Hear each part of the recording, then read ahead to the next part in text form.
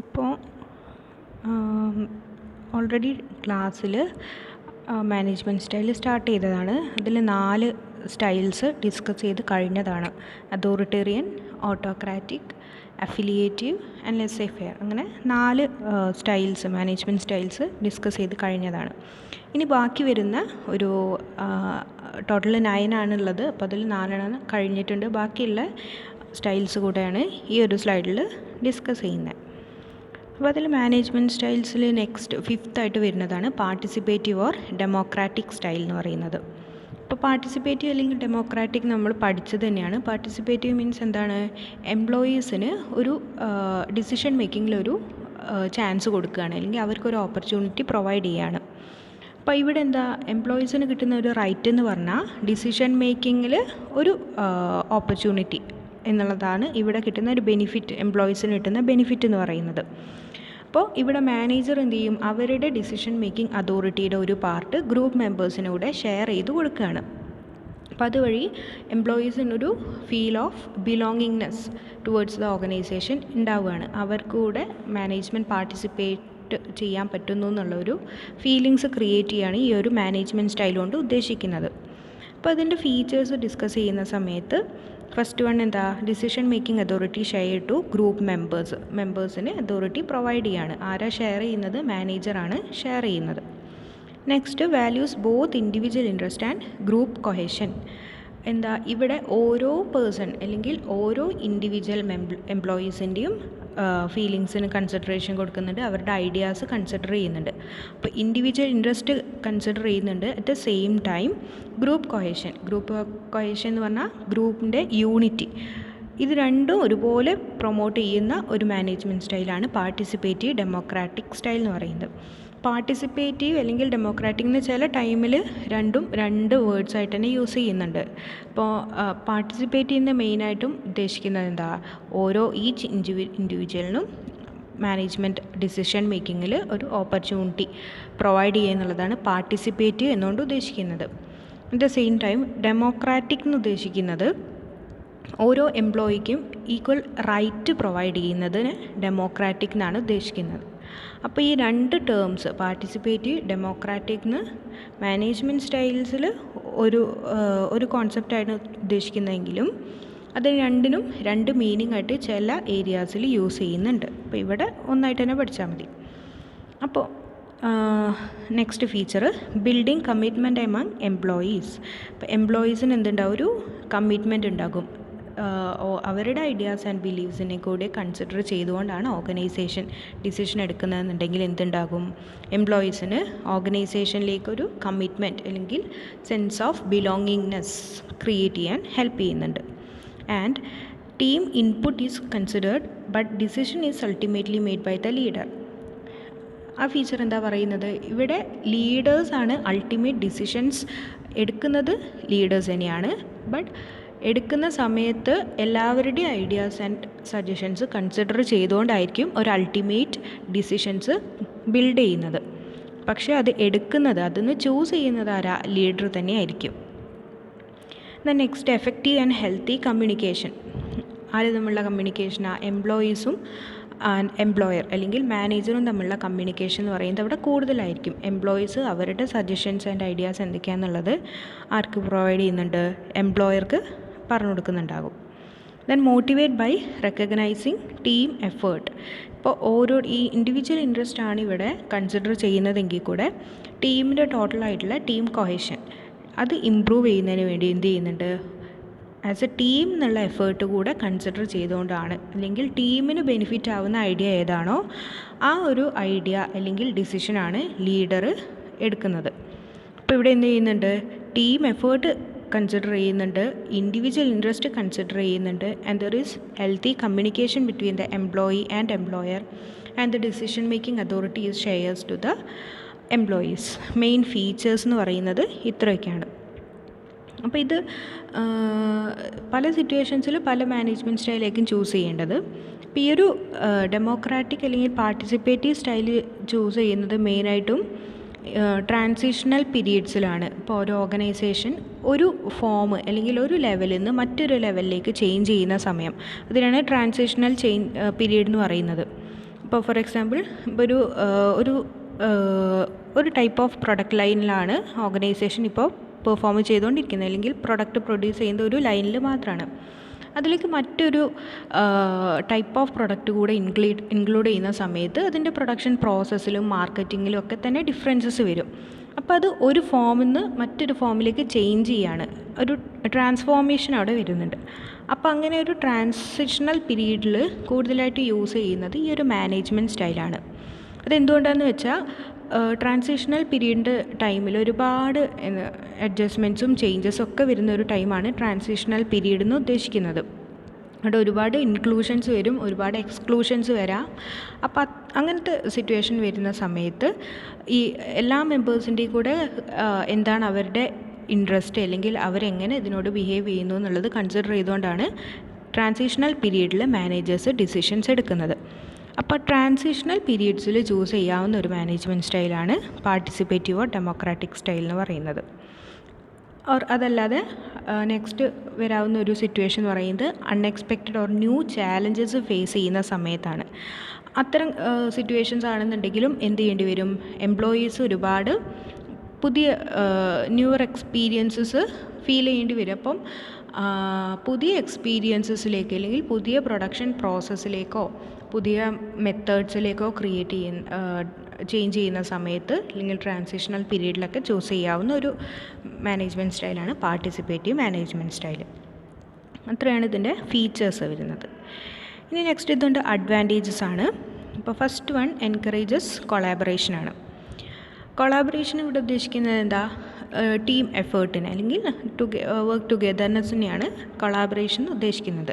അപ്പം ഒരു ഗ്രൂപ്പായിട്ട് ഫങ്ഷൻ ചെയ്യുന്ന സമയത്ത് അവിടെ ഇൻഡിവിജ്വൽ എഫേർട്ടിനെ കൺസിഡർ ചെയ്യുന്നത് പോലെ തന്നെ ഗ്രൂപ്പിനെ അല്ലെങ്കിൽ ടീം എഫേർട്ടിനെ കൺസിഡർ ചെയ്യണം. ഇപ്പോൾ പാർട്ടിസിപ്പേറ്റീവ് മാനേജ്മെൻറ്റ് സ്റ്റൈലാണെന്നുണ്ടെങ്കിൽ അവിടെ ടീം കൊളാബറേഷൻ അല്ലെങ്കിൽ ടീം എഫേർട്ട് കൂടുതലായിരിക്കും. അവർക്ക് ഒരു ഡിസിഷൻ എടുക്കുന്ന സമയത്ത് അത് വർക്ക് ടുഗെദർ എന്നുള്ള ഒരു കൺസിഡറേഷൻ കൂടുതലായിരിക്കും. ഓർഗനൈസേഷൻ്റെ ഗോൾ എന്താണോ അത് അവർക്ക് ക്ലിയർലി കമ്മ്യൂണിക്കേറ്റ് ചെയ്തതിന് ശേഷമാണ് ഓരോരുത്തരുടെയും ഐഡിയാസ് കൺസിഡർ ചെയ്യുന്നത്. അപ്പോൾ ഒരു സെൻസ് ഓഫ് ബിലോങ്ങിങ്നെസ് ഉള്ള എംപ്ലോയീസ് ആവുന്ന സമയത്ത് അവർക്ക് അവിടെ എന്ത് ചെയ്യും, ഓർഗനൈസേഷൻ്റെ ഗോൾ അച്ചീവ് ചെയ്യാൻ വേണ്ടിയിട്ട് ടുഗെദർനെസ് എന്നുള്ളൊരു ക്രിയേറ്റ് ചെയ്യുന്നതിന് ഈ ഒരു മാനേജ്മെൻറ്റ് സ്റ്റൈൽ ഹെൽപ്പ് ചെയ്യുന്നുണ്ട്. So it encourages collaboration. Next more transparency in decision making ആണ്. എന്താ, ഓരോ എംപ്ലോയീസും ഓർഗനൈസേഷൻ്റെ ടോട്ടൽ ഗോൾ എന്താണ്, പർപ്പസ് എന്താണെന്നുള്ളത് ഐഡൻറ്റിഫൈ ചെയ്തുകൊണ്ട് അതിനെ ബേസ് ചെയ്തിട്ടാണ് ഓരോരുത്തരുടെയും ഡിസിഷൻസ് അല്ലെങ്കിൽ ഐഡിയാസ് കൺവേ ചെയ്യുന്നത്. ഓരോരുത്തരുടെയും ഐഡിയാസ് എന്താണെന്നുള്ളത് ക്ലിയർലി കമ്മ്യൂണിക്കേറ്റ് ചെയ്തതിന് ശേഷം ഡിസിഷൻ എടുക്കുന്നതുകൊണ്ട് തന്നെ ട്രാൻസ്പെറൻസി കൂടുതലായിരിക്കും. ട്രാൻസ്പെറൻസി മീൻസ് ക്ലിയർ ആയിട്ട് അല്ലെങ്കിൽ അവർക്ക് ഐഡൻറ്റിഫൈ ചെയ്യാവുന്ന ഡിസിഷനാണ് ഇവിടെ എടുക്കുന്നത്. The next free flow of ideas. എന്താ, ഓരോ എംപ്ലോയീസിൻ്റെയും ഐഡിയാസ് കൺസിഡർ ചെയ്യുന്നുണ്ട്. ദെൻ ഡിക്രീസസ് കോമ്പറ്റീഷൻ ഇവിടെ കുറയ്ക്കുന്നത് എന്തുകൊണ്ടാണ്, ഇപ്പോൾ എംപ്ലോയീസിന് എന്തറിയാം, കമ്പനിയുടെ പ്രാക്ടീസസ് അല്ലെങ്കിൽ കമ്പനിയുടെ പർപ്പസ് പോളിസി എന്തൊക്കെയാണെന്നുള്ളത് ക്ലിയർലി ഐഡിയ ഉള്ളതാണ് എംപ്ലോയീസ് എന്ന് പറയുന്നത്, അല്ലെങ്കിൽ ക്ലിയർലി മാനേജർ എന്ത് ചെയ്യുന്നുണ്ട്, കമ്മ്യൂണിക്കേറ്റ് ചെയ്ത് കൊടുക്കുന്നുണ്ട്. അപ്പോൾ അതുകൊണ്ട് തന്നെ ഒരു ഐഡിയ ഇപ്പോൾ എംപ്ലോയീസ് കോൺട്രിബ്യൂട്ട് ചെയ്യുന്ന സമയത്ത് എംപ്ലോയീസ് കോൺട്രിബ്യൂട്ട് ചെയ്തിട്ടുള്ള ഐഡിയാസിൽ നിന്ന് ഏതെങ്കിലും ഒരു ഐഡിയ ആണ് അല്ലെങ്കിൽ ഒരു ഡിസിഷനാണ് എംപ്ലോയർ എടുക്കുന്നത് എന്നുള്ളത് എംപ്ലോയീസിന് നോൺ ആയിട്ടുള്ളൊരു കാര്യമാണ്. അപ്പോൾ അതുകൊണ്ട് തന്നെ ഒറിജിനൽ മറ്റ് ഏതെങ്കിലും ഓർഗനൈസേഷനോ അല്ലെങ്കിൽ മറ്റെവിടെന്നെങ്കിലുള്ള ഒരു ഐഡിയ ആണ് എടുക്കുന്നത് എന്നുള്ളൊരു സെൻസ് ആർക്കില്ല, എംപ്ലോയീസിനില്ല.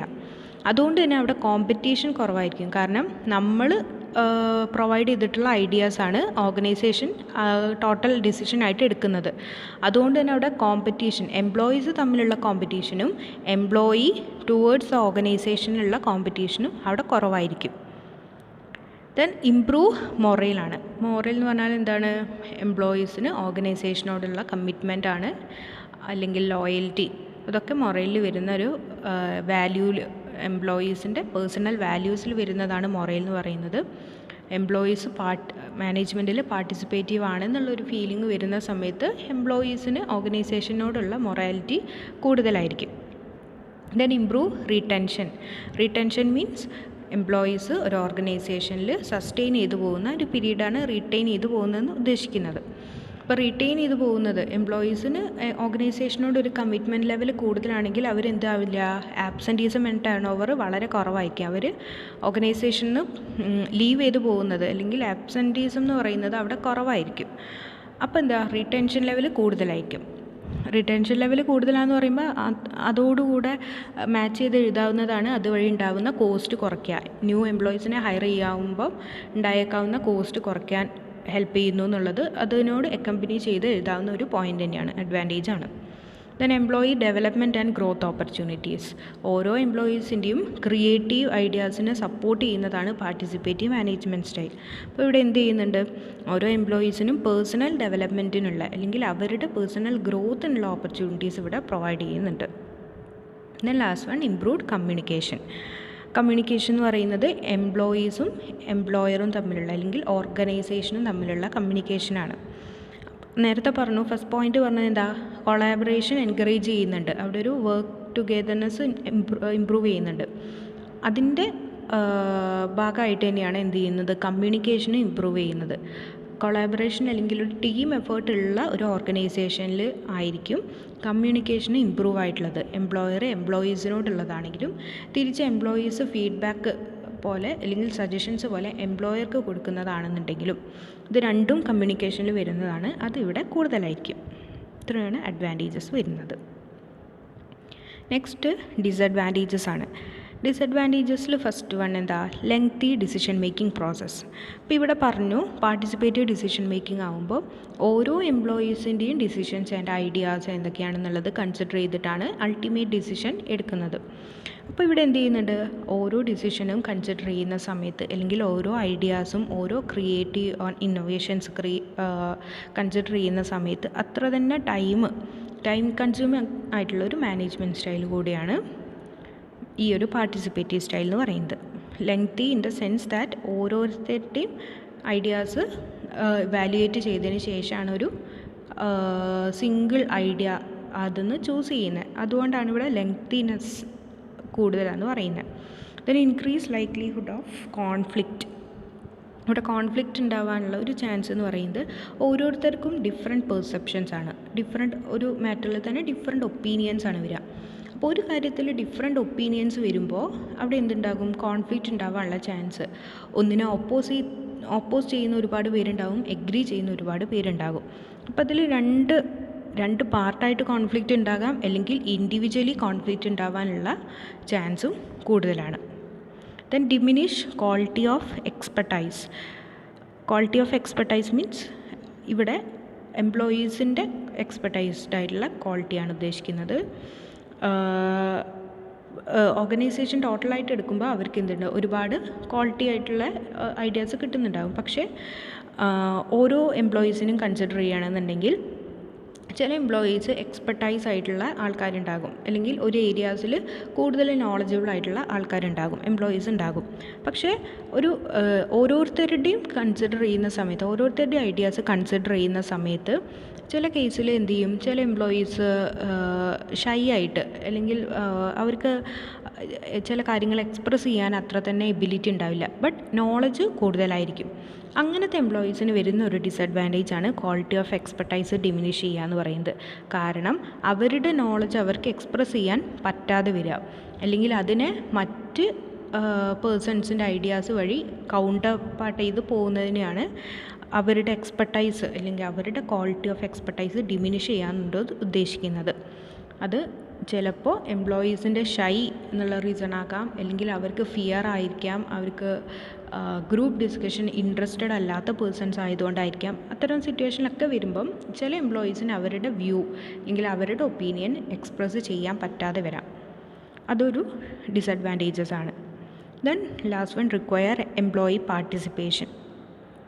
എംപ്ലോയീസിൻ്റെ പാർട്ടിസിപ്പേഷൻ എന്ന് പറയുന്നത് ഒരു ഇമ്പോർട്ടൻറ്റ് കാര്യമാണ് ഈ ഒരു പാർട്ടിസിപ്പേറ്റീവ് മാനേജ്മെൻറ്റ് സ്റ്റൈലിൽ.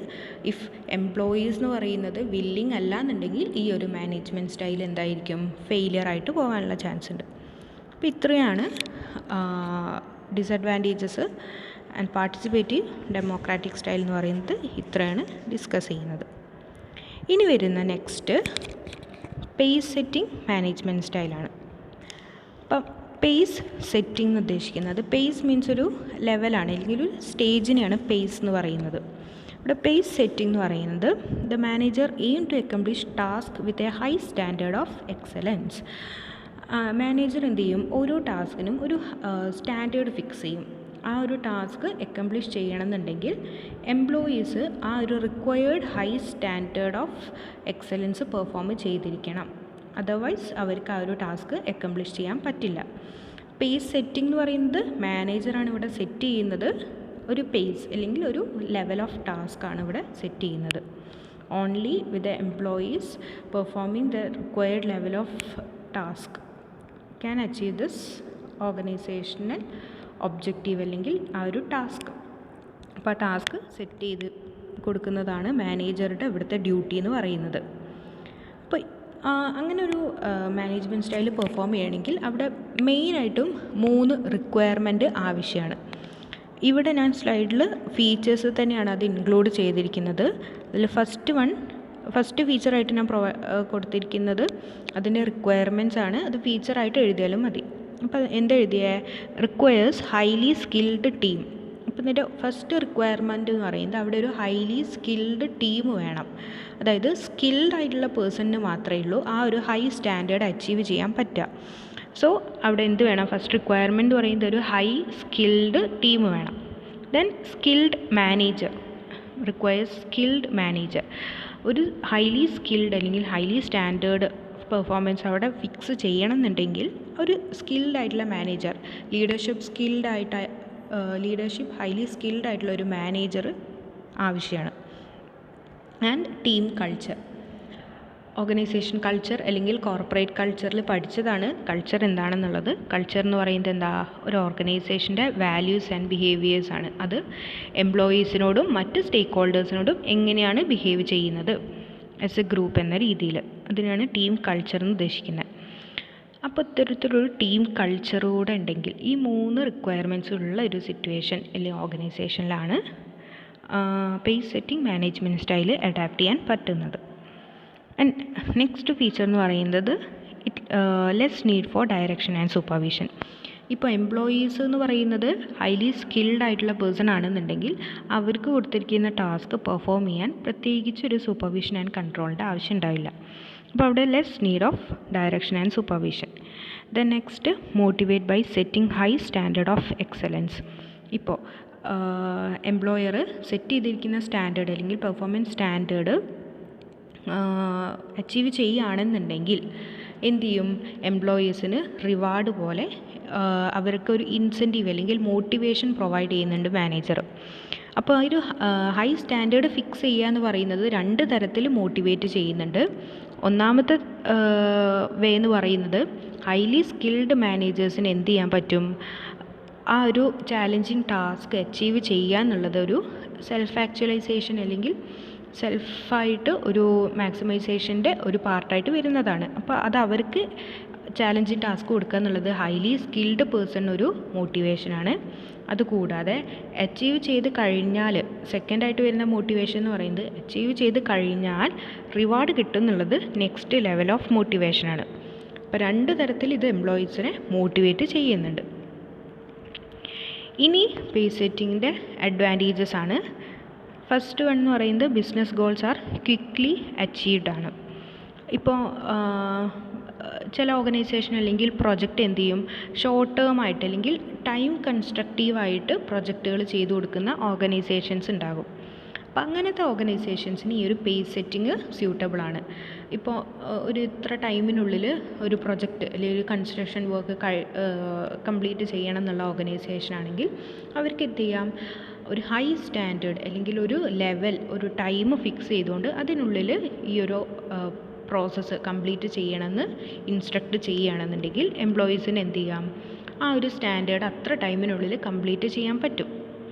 ഇപ്പോൾ ഷോർട്ട് ടേം അല്ലെങ്കിൽ ടൈം സെൻസിറ്റീവ് ആയിട്ടുള്ള ബിസിനസ് ഗോളൊക്കെ അച്ചീവ് ചെയ്യുന്നതിന് വേണ്ടിയിട്ട് ഈ ഒരു സ്റ്റൈൽ അഡോപ്റ്റ് ചെയ്യാം.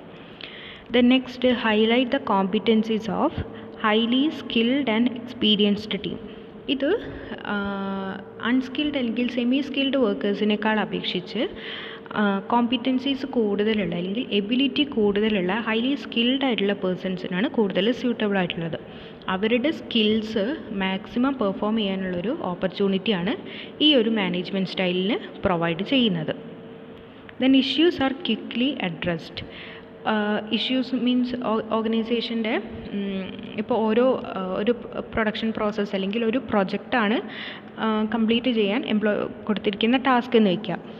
ആ ടാസ്കിൻ്റെ ഓരോ ലെവലിൽ ഓരോ പ്രോഗ്രസ് ലെവൽ എത്തുന്ന സമയത്തും ഓരോ ഇൻ്റർവെൽ സമയത്തും എന്ത് ചെയ്യുന്നുണ്ട്, മാനേജർ ഈ ഒരു ടാസ്ക് എത്രത്തോളം പ്രോഗ്രസ് ആയി എന്നറിയുന്നതിന് വേണ്ടിയിട്ട് ഒരു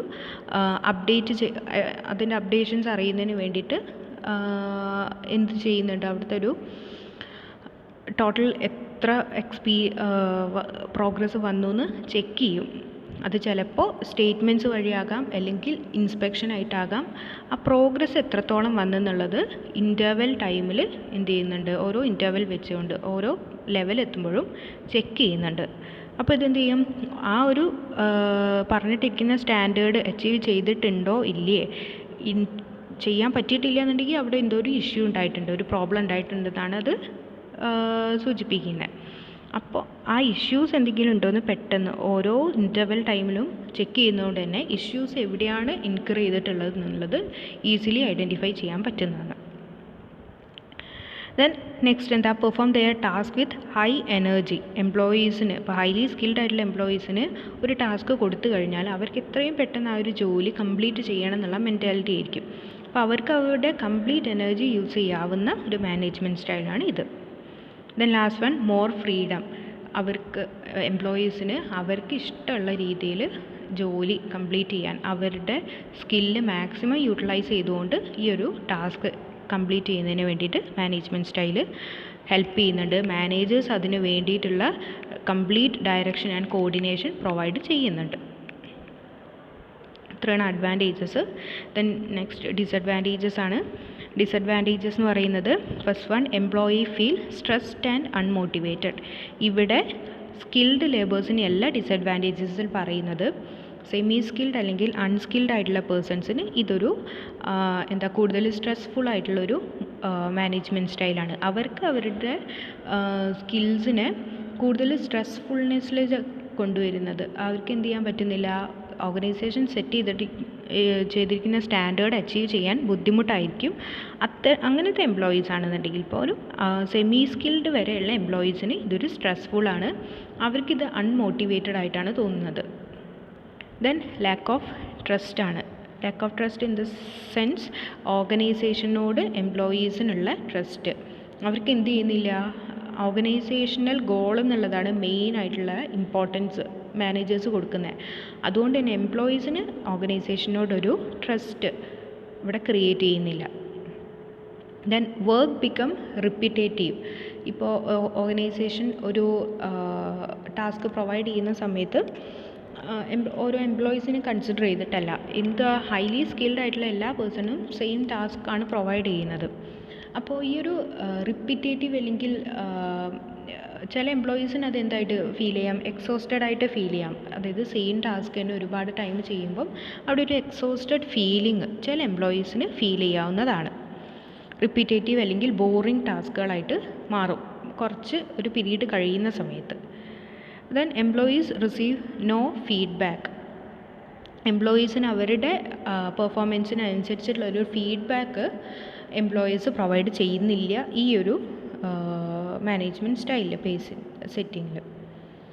then less engagement by employee. അതും ഏത് കേസിലാണ്, ലെസ് സ്കിൽഡ് അല്ലെങ്കിൽ സെമി സ്കിൽഡ് ആയിട്ടുള്ള എംപ്ലോയീസിൻ്റെ എൻഗേജ്മെൻറ്റ് അത് വളരെ കുറവായിരിക്കും ഈ ഒരു ടൈപ്പ് ഓഫ് മാനേജ്മെൻറ്റ് സ്റ്റൈലിൽ. ഓൺലി ഹൈലി സ്കിൽഡ് ആയിട്ടുള്ള ഒരു എംപ്ലോയീസിനാണ് ഈ ഒരു ടൈപ്പ് ഓഫ് മാനേജ്മെൻറ്റ് കൂടുതൽ സ്യൂട്ടബിളായിട്ട് വരുന്നത്. Next coaching style of management ആണ്. കോച്ചിങ് സ്റ്റൈൽ എന്ന് പറഞ്ഞാൽ അതും ഓൾറെഡി ലീഡർഷിപ്പ് സ്റ്റൈൽസിലൊക്കെ പഠിച്ചിട്ടുള്ളതാണ്. കോച്ചായിട്ട്, കോച്ചിങ് മീൻസ് എംപ്ലോയീസിന് വേണ്ട ഡയറക്ഷൻസ് പ്രൊവൈഡ് ചെയ്യുന്നതാണ് കോച്ചിങ് സ്റ്റൈൽ ഓഫ് മാനേജ്മെൻറ്റിൽ പറയുന്നത്. ഇപ്പോൾ കോച്ചിങ് സ്റ്റൈൽ എന്ന് പറയുന്നത് ഫസ്റ്റ് ഫീച്ചേഴ്സ് പറയുകയാണെന്നുണ്ടെങ്കിൽ the style is used when the employees are in need of instruction and training. Employees coordinate ചെയ്യാത്തൊരു സിറ്റുവേഷനിൽ, അല്ലെങ്കിൽ എംപ്ലോയീസ് കോൺസെൻട്രേറ്റഡ് അല്ലാത്തതോ, അല്ലെങ്കിൽ മറ്റേതെങ്കിലും ഏരിയാസിൽ ഇൻട്രസ്റ്റഡ് ആയിട്ടുള്ളതോ ആയിട്ടുള്ള, അല്ലെങ്കിൽ അവർക്ക് അത്ര തന്നെ വർക്കിനോട് ഇൻട്രസ്റ്റ് അല്ലാത്ത എംപ്ലോയീസ് ആണെന്നുണ്ടെങ്കിൽ ഈ ഒരു കോച്ചിങ് സ്റ്റൈൽ സ്യൂട്ടബിൾ അല്ല. കാരണം അവരെ മോട്ടിവേറ്റ് ചെയ്യണമെങ്കിൽ മറ്റേതെങ്കിലും മെത്തേഡ് യൂസ് ചെയ്യേണ്ടി വരും. ചിലപ്പോൾ അവർക്ക് റീക്രിയേഷൻ ഫെസിലിറ്റീസ് പ്രൊവൈഡ് ചെയ്യേണ്ടി വരും, അവർക്ക് വേണ്ടിയിട്ടുള്ള ഫെസിലിറ്റീസ് പ്രൊവൈഡ് ചെയ്യേണ്ടി വരും. അപ്പോൾ കോച്ചിങ് മാനേജ്മെൻറ്റ് സ്റ്റൈൽ യൂസ് ചെയ്യാവുന്നത് employees instruction and training need ചെയ്യുന്നു എന്ന് തോന്നുന്ന സിറ്റുവേഷൻസിലാണ്. എംപ്ലോയീസിനൊരു ഇൻട്രസ്റ്റ് ഉള്ള കേസിൽ മാത്രമേ കോച്ചിങ് സ്റ്റൈൽ സ്യൂട്ടബിൾ ആയിട്ട് വരുന്നുള്ളൂ. Then it is also known as the developmental manager. മാനേജേഴ്സിനെയാണ് ഡെവലപ്മെൻറ്റൽ മാനേജേഴ്സ് എന്ന് പറയുന്നത്. എന്തുകൊണ്ടാണ്? എംപ്ലോയീസ് അല്ലെങ്കിൽ സബോർഡിനേറ്റിൻ്റെ പ്രൊഫഷണൽ മാനേജ്മെൻ്റ് ആണ് ഇവിടെ മാനേജേഴ്സ് കൺസിഡർ ചെയ്യുന്നത്. അവർക്ക് എത്രത്തോളം പേഴ്സണൽ ഡെവലപ്മെൻറ്റ് വരാൻ പറ്റുമോ അത്രത്തോളം ഗ്രോത്ത് ഓപ്പർച്യൂണിറ്റീസ് എംപ്ലോയീസ് പ്രൊവൈഡ് ചെയ്യുന്നുണ്ട് ഇവിടെ. കോച്ചിങ് എന്ന് പറഞ്ഞാൽ അവരുടെ സ്കിൽസിനെ മാക്സിമം ഇമ്പ്രൂവ് ചെയ്യുന്ന രീതിയിലുള്ള കോച്ചിങ് അല്ലെങ്കിൽ ട്രെയിനിങ് എംപ്ലോയേഴ്സ് പ്രൊവൈഡ് ചെയ്യുന്നുണ്ട്. സോ ഡെവലപ്മെൻറ്റൽ മാനേജേഴ്സിന് കൂടെ ഈ ഒരു കോച്ചിങ് മാനേജേഴ്സിനെ പറയാവുന്നതാണ്. Then managers are willing to help employees. എപ്പോഴും എന്താവണമെന്നില്ല, മാനേജേഴ്സ് എന്ന് പറയുന്നത് സ്ട്രിക്റ്റ് ആവണമെന്നില്ല. ഈ ഒരു ടൈപ്പ് ഓഫ് മാനേജേഴ്സ് ആണെന്നുണ്ടെങ്കിൽ എംപ്ലോയീസിനെ അവരുടെ മാക്സിമം യൂട്ടിലൈസ് ചെയ്യുന്നതിന് വേണ്ടിയിട്ട് ഹെൽപ്പ് ചെയ്യുന്ന എംപ്ലോയേഴ്സാണ് അല്ലെങ്കിൽ സുപ്പീരിയേഴ്സാണ്. അവർക്ക് വേണ്ട എല്ലാ സപ്പോർട്ട് ചിലപ്പം നോളജ് വൈസ് ആയിട്ടായിരിക്കാം, ചിലപ്പോൾ ടെക്നിക്കൽ വൈസ് ആയിട്ടായിരിക്കാം, ചിലപ്പോൾ ഓർഗനൈസേഷനിൽ വർക്ക് ചെയ്യുന്ന രീതി എങ്ങനെയാണെന്നുള്ളത് കൺവേ ചെയ്യുന്നതിലായിരിക്കാം. എന്താണെന്നുണ്ടെങ്കിൽ അവർക്ക് വേണ്ട complete guidance and directions provide ചെയ്യുന്നതിനും അത് വില്ലിങ് ആയിട്ടുള്ള എംപ്ലോയേഴ്സാണ് ഈ ഒരു കോച്ചിങ് ലീഡേഴ്സ് എന്ന് പറയുന്നത്. Then manager is expected to be expert and experienced. നമുക്കറിയാം, ഒരു ഗ്രൂപ്പിനെ ഇൻഫ്ലുവൻസ് ചെയ്യണമെന്നുണ്ടെങ്കിൽ ഇൻഫ്ലുവൻസ് ചെയ്യത്തക്ക ഒരു മൈൻഡ് അല്ലെങ്കിൽ ഒരു എബിലിറ്റി ഉള്ളതായിരിക്കണം ലീഡർ അല്ലെങ്കിൽ മാനേജർ എന്ന് പറയുന്നത്. So here expert and experienced ആയിട്ടുള്ള ഒരു മാനേജർക്ക് മാത്രമേ കോച്ച്, ഇപ്പോൾ നമുക്കറിയാം ഒരു ടീമിനെ കോച്ച് ചെയ്യുക എന്ന് പറയുന്നത് കുറച്ച് എക്സ്പീരിയൻസ്ഡ് ആയിട്ടുള്ള ഒരു പേഴ്സണിന് മാത്രമേ ഏബിളായിട്ടുള്ള കാര്യമാണ്. അപ്പോൾ ഇവിടെ കോച്ചിങ് മാനേജർ എന്ന് പറയുന്നത് എന്തായിരിക്കണം? എക്സ്പേർട്ട് ആൻഡ് എക്സ്പീരിയൻസ്ഡ് ആയിട്ടുള്ളൊരു പേഴ്സൺ ആയിരിക്കണം. ഇനി നെക്സ്റ്റ് വരുന്നത് ഇതിൻ്റെ അഡ്വാൻറ്റേജസ് ആണ്. അപ്പോൾ അഡ്വാൻറ്റേജസ് എന്ന് പറയുന്നത് first one, produces positive work place environment. ഇപ്പോൾ പറഞ്ഞത് തന്നെയാണ്, എംപ്ലോയീസിന് വേണ്ട എല്ലാ ഫെസിലിറ്റീസ് അല്ലെങ്കിൽ അവർക്ക് വേണ്ട എല്ലാ ഗൈഡൻസ് ആൻഡ് സപ്പോർട്ട് പ്രൊവൈഡ് ചെയ്യുന്നുണ്ട്. സോ ഓർഗനൈസേഷണൽ വർക്ക് പ്ലേസ് എന്ന് പറയുന്നത് പോസിറ്റീവ് അറ്റ്മോസ്ഫിയർ ആണ് ക്രിയേറ്റ് ചെയ്യുന്നത്. Then employees know what is expected of them. ഓർഗനൈസേഷൻ്റെ കംപ്ലീറ്റ് അല്ലെങ്കിൽ ഓവറോൾ പേർപ്പസ് എന്താണെന്നുള്ളത് എംപ്ലോയർ അല്ലെങ്കിൽ സുപ്പീരിയർ കൺവേ ചെയ്തിട്ടുണ്ടാകും. അതിൻ്റെ ബേസിസിലാണ് എന്ത് ചെയ്യുന്നത്, എംപ്ലോയീസിൻ്റെ പെർഫോമൻസ് വരുന്നത്. സോ അവിടെ എന്താണ് നമ്മൾ ചെയ്യാൻ ഉദ്ദേശിക്കുന്നത് എന്നുള്ളത് കൺവേ ചെയ്യുന്നതിന് കൊണ്ട് തന്നെ എംപ്ലോയീസിന് എന്ത് ചെയ്യാം, അവരുടെ കംപ്ലീറ്റ് കോൺട്രിബ്യൂഷൻ എന്ന് പറയുന്നത് ആ ഒരു പേർപ്പസ് അച്ചീവ് ചെയ്യുന്നതിന് വേണ്ടിയിട്ട് യൂസ് ചെയ്യാവുന്നതാണ്. Then increases the skill set available to the individual worker. ഇപ്പോൾ ഒരു ഓർഗനൈസേഷനിൽ ഒരാളെ എംപ്ലോയ് ചെയ്യുന്ന സമയത്ത് അല്ലെങ്കിൽ അപ്പോയിൻറ്റ് ചെയ്യുന്ന സമയത്ത് ഒരുപാട് പ്രോസസ്സ് അല്ലെങ്കിൽ ഒരുപാട് കോസ്റ്റ് ഇൻകർ ആവുന്നുണ്ട്.